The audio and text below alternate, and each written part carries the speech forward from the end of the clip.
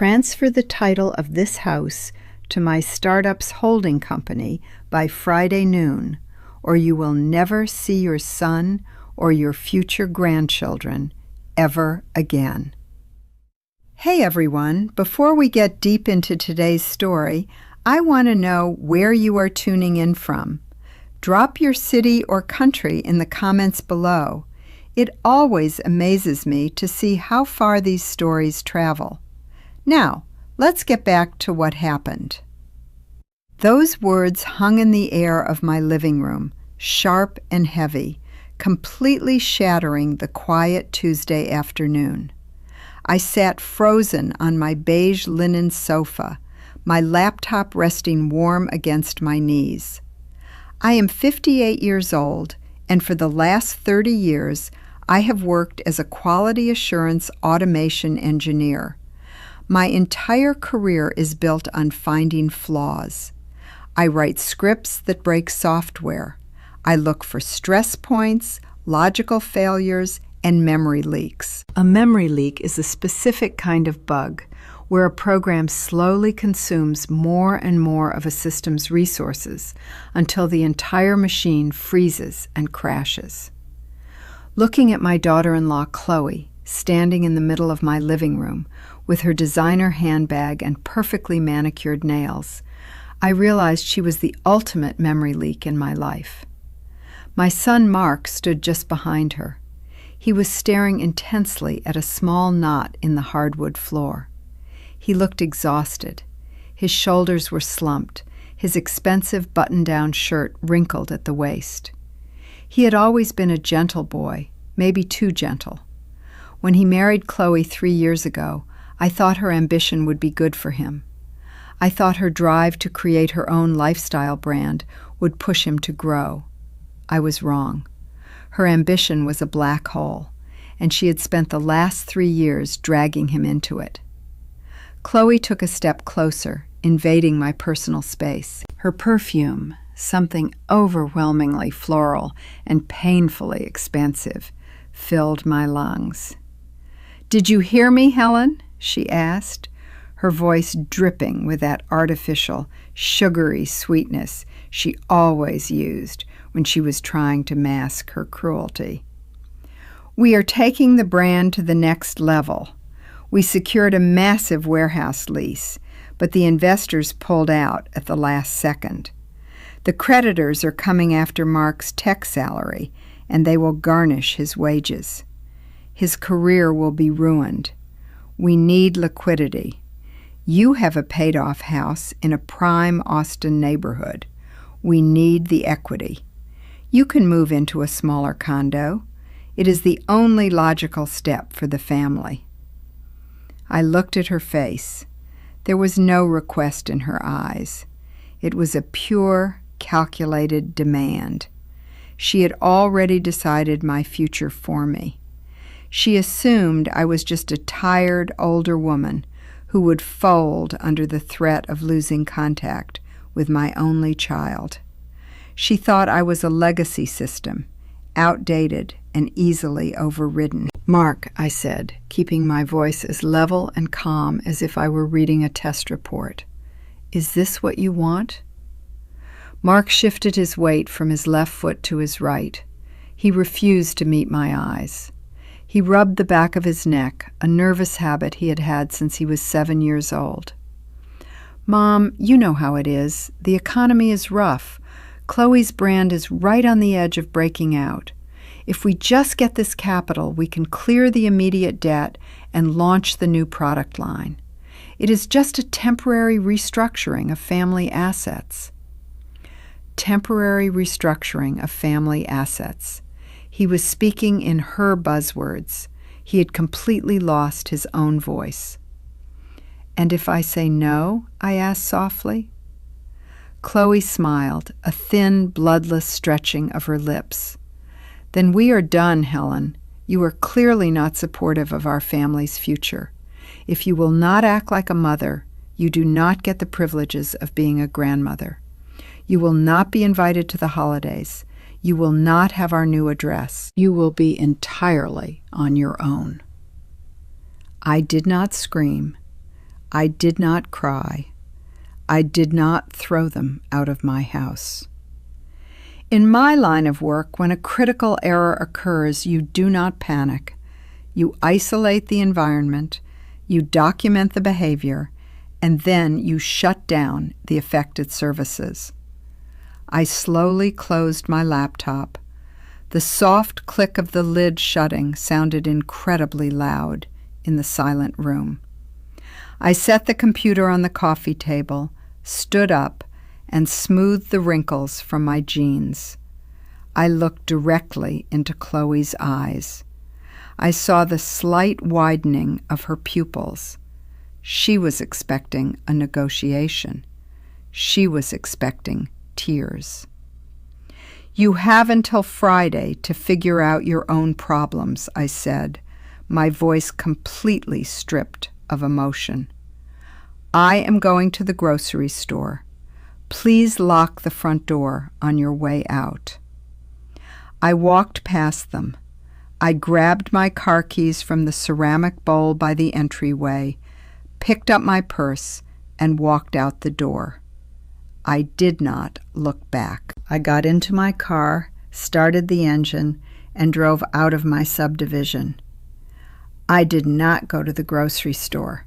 I drove to a quiet park by the river, parked under the shade of a massive oak tree, and turned off the engine. For 10 minutes, I just listened to my own breathing. The Texas heat shimmered above the hood of my car. I felt a cold, hard knot forming in my stomach. It wasn't fear. It was clarity.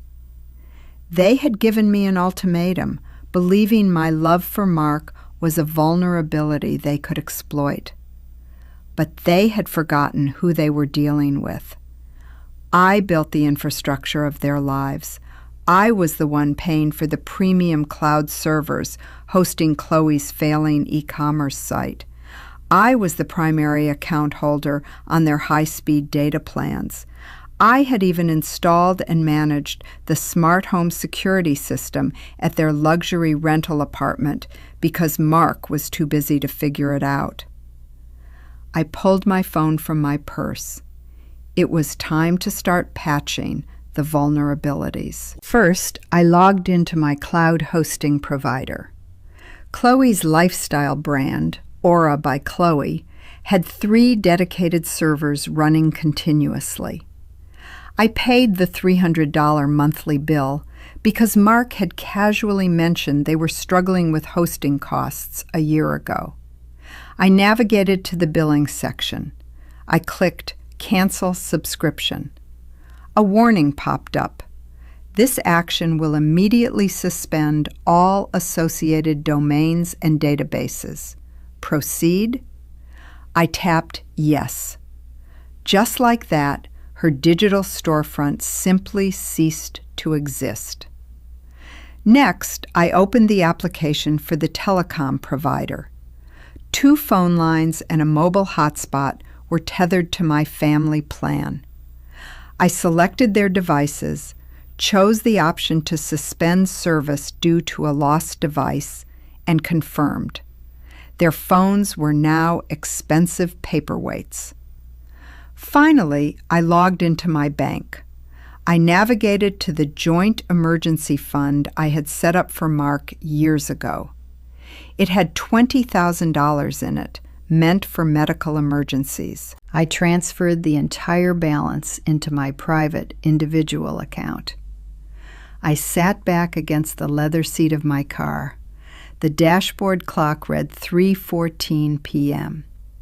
The entire dismantling of their digital and financial safety net had taken less than 12 minutes. I felt a strange, profound sense of peace. I drove home, stopping at a hardware store on the way. I bought a heavy-duty mechanical deadbolt. Smart locks are convenient, but mechanical locks cannot be overridden by a panicked daughter-in-law with an app. When I arrived home, their car was gone. The house was empty and quiet. I spent the next hour replacing the lock on my front door. It was satisfying physical work. Turning the screwdriver, feeling the heavy metal click into place. It felt like I was physically sealing away the toxicity that had invaded my home. Wednesday morning, I woke up early. I made myself a pour-over coffee, breathing in the rich, earthy scent of the beans. I sat at my kitchen island and opened my laptop to start my workday. I ran my automated test suites, watching lines of code cascade down the screen. My phone, which was sitting next to my mug, remained completely silent. Around 10:30 a.m., I decided to take a break. I needed to stretch my legs, so I walked down to the local coffee shop, a small independent place that roasted their own beans. I ordered an iced tea and sat at a small table by the window, watching the traffic. 15 minutes later, the bell above the door jingled violently. I looked up. It was Mark. He looked frantic. He was scanning the cafe, and when his eyes locked onto me, he practically ran over. "Mom, thank God," he gasped, pulling out the chair across from me and collapsing into it. "My phone is dead. I mean, it says no service, and Chloe's site is completely down. The server company says the account was terminated. Did you get hacked? We cannot access the emergency fund either." The bank teller told me the account was drained. I took a slow sip of my iced tea. The condensation on the glass was cold against my fingers. "I didn't get hacked, Mark. I suspended the services. I closed the account." He stared at me, his mouth slightly open. He looked like a child who had just dropped his ice cream. "What? Why? Mom, you know Chloe has a massive promotional launch today. She is freaking out. She is at the apartment trying to get a hold of tech support from her laptop, but our home internet is down too." Oh, I had forgotten about their home internet. That was in my name too. Before I could respond, the shop door flew open again. Chloe marched in. She was wearing her signature beige designer trench coat, her blonde hair perfectly styled, but her face was flushed dark red with absolute fury. She had clearly tracked Mark down. She stormed over to our table, completely ignoring the curious stares of the other customers. "What game are you playing, Helen?" she hissed, slamming her hands down on the small wooden table. My iced tea rattled. "Turn the servers back on right now. You are costing me thousands of dollars in lost traffic. This is illegal. I will sue you for business interference." I looked up at her, keeping my posture relaxed. "You cannot sue someone for canceling a service they pay for, Chloe. The account is in my name. The credit card on file is mine. I decided I no longer wish to fund a business that does not belong to me."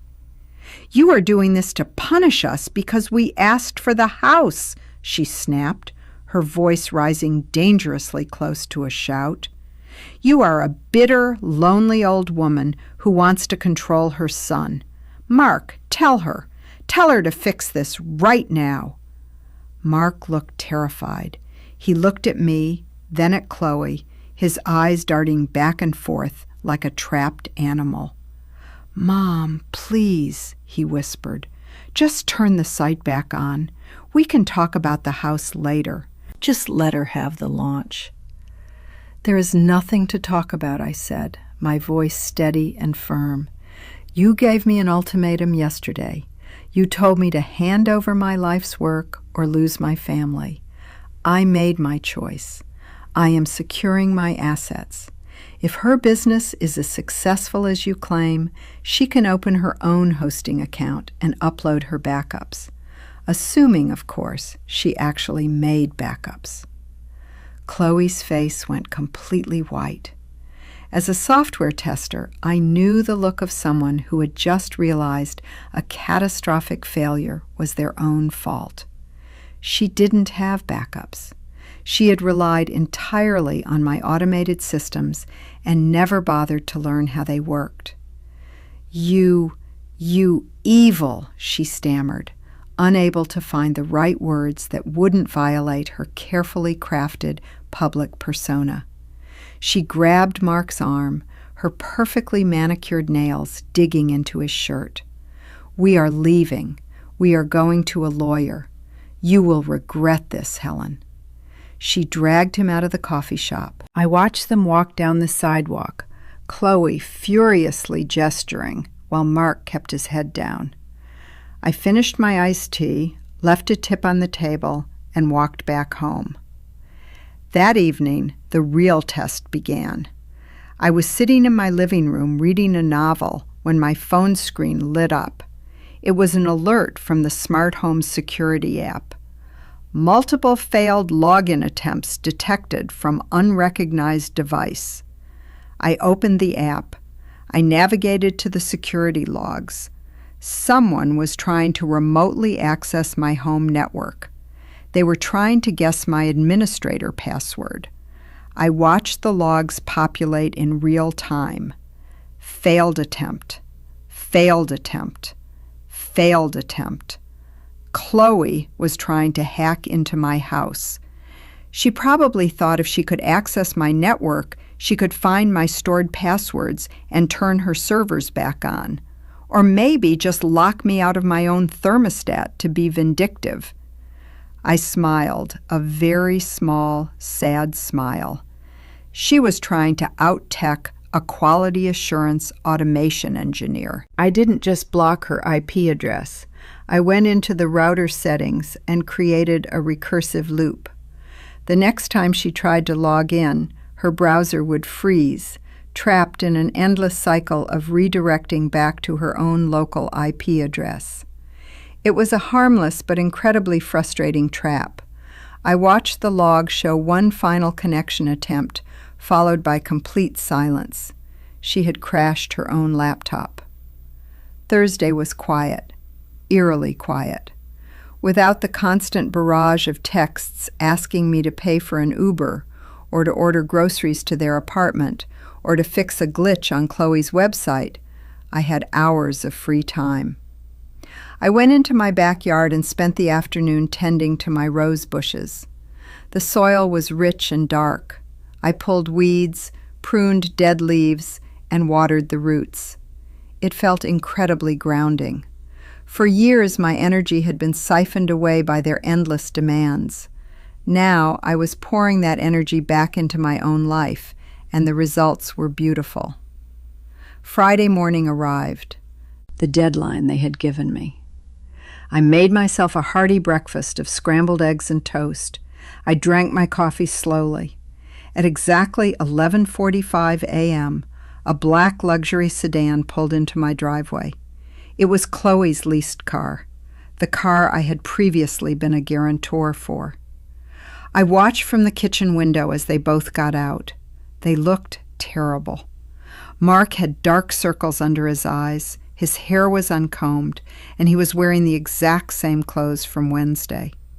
Chloe looked like she had aged 10 years. Her hair was pulled into a messy bun, and she was wearing a plain gray sweater instead of her usual designer outfits. The facade was cracking.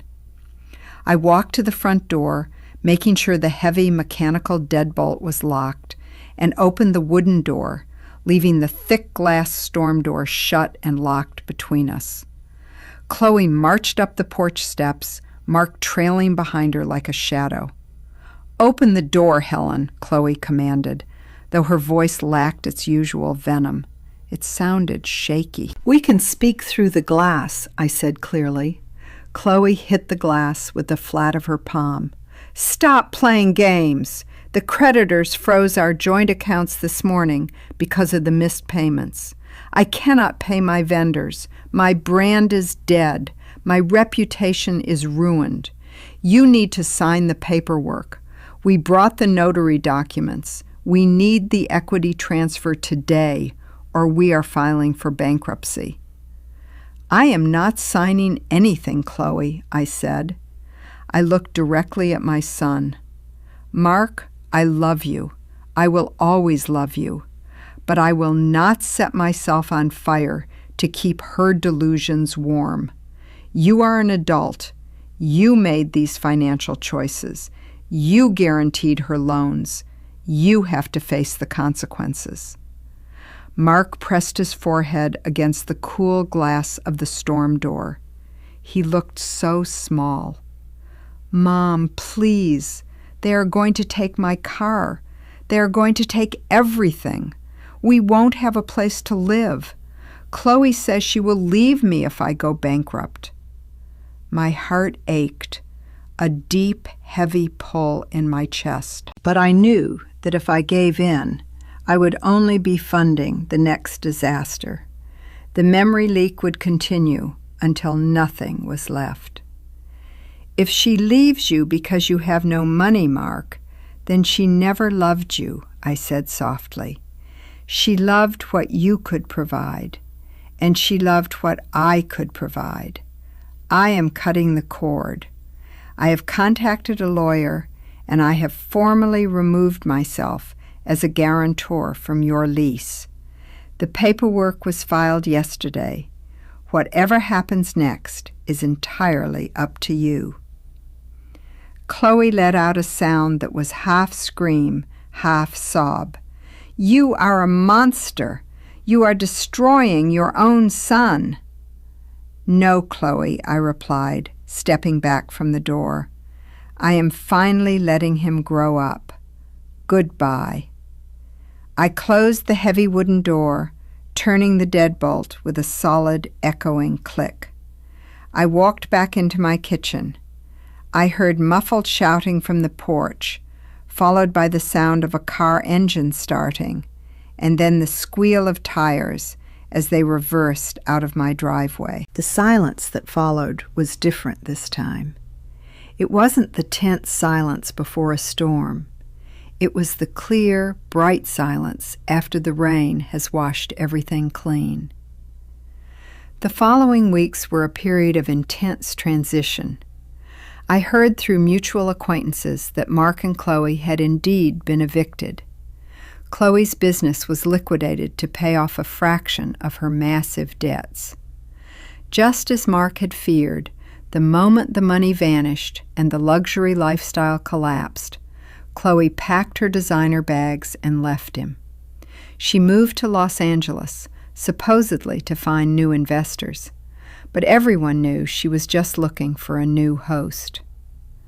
Mark moved into a cheap, tiny apartment across town.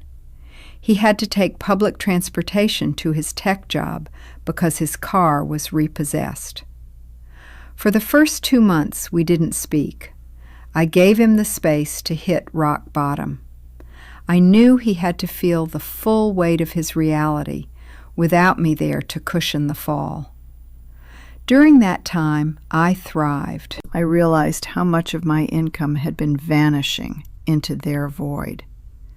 With my finances fully under my control, I started a mentorship program for young women entering the QA engineering field. I hosted workshops in my living room, filling the house with laughter, technical debates, and genuine connection. I booked a 2-week solo trip to Japan, something I had dreamed of doing for a decade, but never could because Chloe always had an emergency that required my funds. One evening, late in October, I was sitting on my back patio. The Texas air was finally cooling down, carrying the crisp scent of autumn. I was drinking a mug of chamomile tea, watching the fireflies dance above my rose bushes. The mechanical doorbell rang. I walked to the front door and looked through the peephole. It was Mark. He was wearing a faded jacket, and he was holding a small cardboard box. I unlocked the deadbolt and opened the door. He looked different. The exhaustion was still there, but the nervous, terrified energy was gone. He looked grounded. He looked older. "Hi, Mom," he said softly. "Hello, Mark," I replied. He held out the box. "These are your spare hard drives and the backup security cameras. I found them when I was cleaning out my desk. I figured you might want them back." I took the box. It was heavy. "Thank you." He shoved his hands into his pockets and looked down at his shoes, then slowly brought his eyes up to meet mine. "I am paying off the debts. It is going to take 5 years. I eat a lot of instant noodles now. But I sleep better. I actually sleep through the night." I felt a lump form in my throat. "I am glad, Mark."